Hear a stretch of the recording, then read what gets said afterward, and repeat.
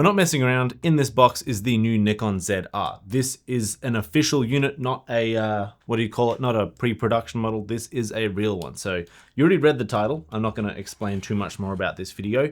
I'm gonna call it the Cinema camera because it's the ZR or ZR if you're from the States.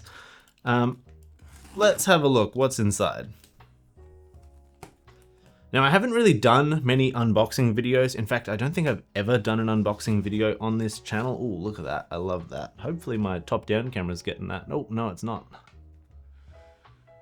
There we go. Cinema, we're gonna call it. What else have we got? I do like the presentation. Let's see what we got inside. All right, as expected, we have a USB-C to C cable. Now, these ones aren't actually too bad, but C to C cable, boring, as expected.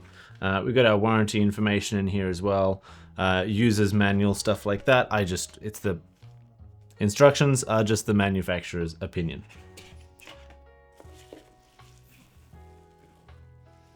Not too fancy on the inside. I'd say it's a pretty standard looking packaging.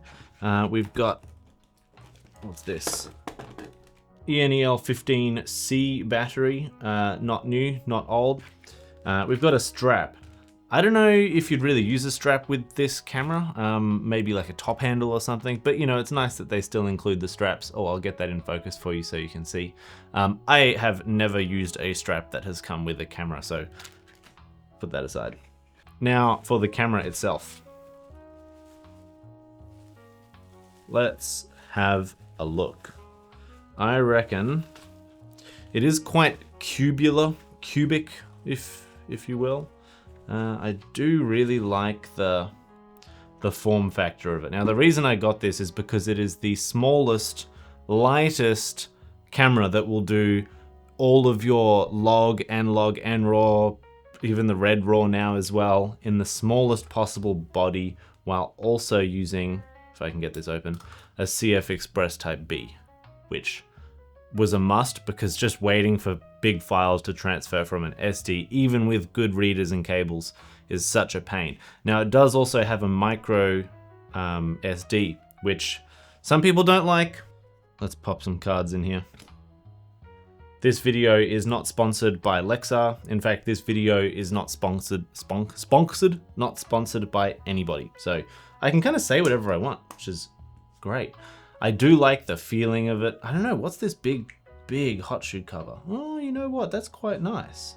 It's quite a nice rubbery hot shoe cover. I think that's pretty interesting. I don't mind that. I will probably lose that. In fact, I probably won't even use the hot shoe. It is now a digital hot shoe. Let's get a closer up in there. That's a digital hot shoe that they've got now, which you need some special flashes and stuff to use. You can use the new audio thing that they've come up with, the new shotgun microphone, but it's got inbuilt microphones anyway, and you can customize the direction of that. It's very weird having the on button over on the side of the camera here on the left. I am so used to it being in front of the shutter button. In this case, it's our record button, but also our shutter button. Our dials, they're quite recessed. I feel like it's a little difficult to get to, which isn't a bad thing because it would mean that you don't accidentally bump your settings. You might still run into issues maybe if you have a lens attached to your camera and you're bumping like an aperture or a focus ring or something, but you have that with every camera. Let's have a look at the sensor. We got same sensor, I believe, as the Z6 III. 24 megapixel photos, all that stuff. This isn't a proper review. I'm going to test this out at a bunch of different things. So weddings, I've got a wedding coming up in a few days. I'm going to test it at. I've also got an engagement shoot or two, which I will test it at as well. So I would love if you were to let me know what things you want me to test this with. I'm going to test it for both photo and video, but if there's anything extra, let's take a look at this big screen. If there's anything extra, let me know. Let's do a screen peel. Look at that. Ginormous screen. Let's boot it up. Let's see what happens when we turn it on. Battery's dead. Here's a Z8. Let's look at this size comparison, because this is a big camera.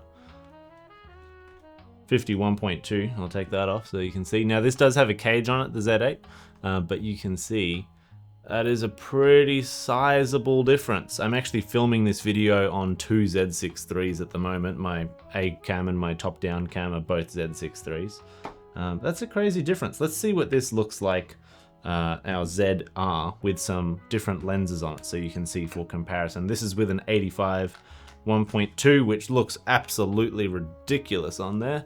Let's show you on here. That's a big chunker of a lens on a little tiny camera body. Quite a nice feeling lens mount. It does feel very substantial. Let's try it with our 50 1.2, which, by the way, I'll have a review for this lens as well. It's a bit of an old lens, but yeah, still, with that 1.2 lens, that's a big chunky chunker on there. Let's see what else we can do. 50 1.8, that's a good standard lens, I think. That's nice to show a good size comparison. Quite nice. I think this would be really good, this camera. I think it would be really good with like a 26 or 28mm 2.8. Those really compact lenses, so you get a good pocket-sized cinema camera. Because it is a cinema camera, after all. I'm still going to test it for photos. I feel like I'm kind of rambling on at this point in this video. Let's see if we can boot it up with those batteries that I mentioned before. I feel the no lens attached. Yeah, cool, great. That is a noticeably bigger screen. I think it's quite comfortable. It's a dense camera. It feels pretty dense. It's not lightweight it's not as light as I was expecting. 1, 2, 3, 4, 5, 6, 7, 8, 9 buttons, 10 buttons with a front record button and 2 dials, zoom rocker, and obviously you got the ports on the side, microphone, 32-bit float in the jack. I like that a lot. That means you can have, instead of recording internally on your DJI mics who are clipped on different people and then syncing those 32-bit float tracks later on, you get a already synchronized 32-bit float audio in the camera, and then you can have your 32-bit backup, I suppose, in those internal recording microphones as well. I think that is really cool. Tally lights, all the stuff. Honestly, I think it's the perfect video camera for the size. Like, it's tiny, this thing. Anyway, that's been my very unscripted first thoughts and unboxing of this camera. I think it's really cool, but I cannot wait to test it out. And I want you guys to let me know how you want me to test it out, because I will definitely do that. I'll catch you in the next one.